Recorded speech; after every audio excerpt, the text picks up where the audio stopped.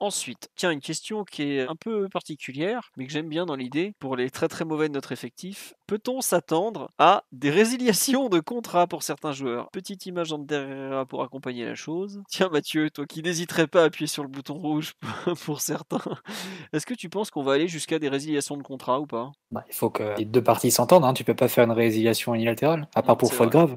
Donc PSG, on a quelques antécédents là-dessus, avec Vikash à l'époque. Non, non, il faut que les 2 s'entendent. Après, je pense que ça peut être une solution pour Kurzawa. C'est-à-dire que grosso modo, si tu as un club qui aimerait bien le reprendre et que lui voudrait partir, mais que le club qui voudrait le reprendre n'a pas les moyens de payer son salaire, ben, tu le libères en fait, mais tu le libères avec une indemnité. Comme ça, après, il peut signer dans un contrat avec un salaire moindre, mais avec l'argent que lui redonne le PSG.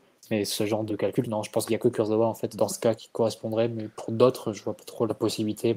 Ça se fait, hein. Je pense que Higuaín, ça avait été le cas à la Juve. Et il dira aussi, bah, après là, Luis Suarez t'acceptes, au tu... Barça, il avait pas été un peu dégagé comme ça? Exact, le Barça avait fait beaucoup ça aussi. Rakitic aussi, c'était la même chose, il me semble. Autant vous dire que là, Euh, on n'est pas en train de citer l'élite de la gestion sur les Ah non, mais dernières là, années. c'est clairement, tu prends ta perte, hein. Sur ça, tu prends ta perte, tu files la durée du contrat restante aux alentours, et du moment que tu te libères du joueur, quoi, du moment qu'il fait de la place. Tiens, est-ce qu'ils donnent tous les salaires en une fois? Non, en général, ce qui se passe, c'est que plus Une ou partie moins, du salaire voilà, restant, ouais. une grosse partie des salaires, parce qu'après, le mec, en général, il retrouve un club, et voilà. Mais le Barça avait fait un truc extraordinaire, c'est que ils avaient payé Suarez pour se barrer, je crois, et le mec marque contre eux 3 mois après, en plus, il est champion et pas eux, enfin, un truc, Ce un qui peut être déchet. intéressant pour le PSG, je pense, c'est t'économises donc peut-être une partie du salaire, mais je pense que tu économises aussi les charges, non? Ouais, bah Cotisation. oui, oui, c'est pour ça que Tu tu fais, résilies, ouais, ça peut être t'économises. intéressant à ce niveau-là, mais il faut trouver un accord avec le joueur en question. Non, pour moi, il y a un truc où les résiliations, on va peut-être en parler. C'est par rapport au nouveau fair play financier où tu peux pas avoir plus de tant de pourcents de ta masse salariale. Pour l'instant, ta masse salariale ne doit pas représenter plus de 90% de tes recettes. Ensuite, ça te passera à 80 et dans 2 ans, 70. Et je pense que si d'ici là, on voit qu'on est un peu juste, je pense qu'on va envoyer des chèques pendant qu'on peut encore le faire, quoi. Franchement, moi, la résiliation, j'y pense de plus en plus, hein.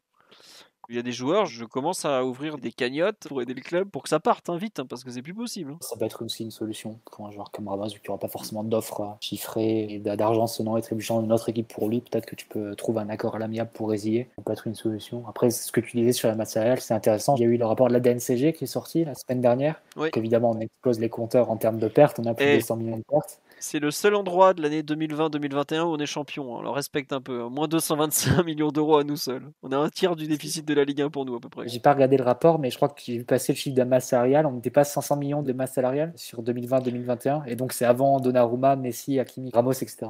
Ça vous laisse imaginer l'ampleur. Je pense qu'on dépasse allègrement les 600. Du coup, si c'était 500 l'an dernier, on est largement au-dessus de 600 cette année. Donc, on doit être à plus de 100% ou 100% de nos revenus. Ça donne un peu l'ampleur de l'effort qu'il faudra fournir pour se conformer au fair play financier.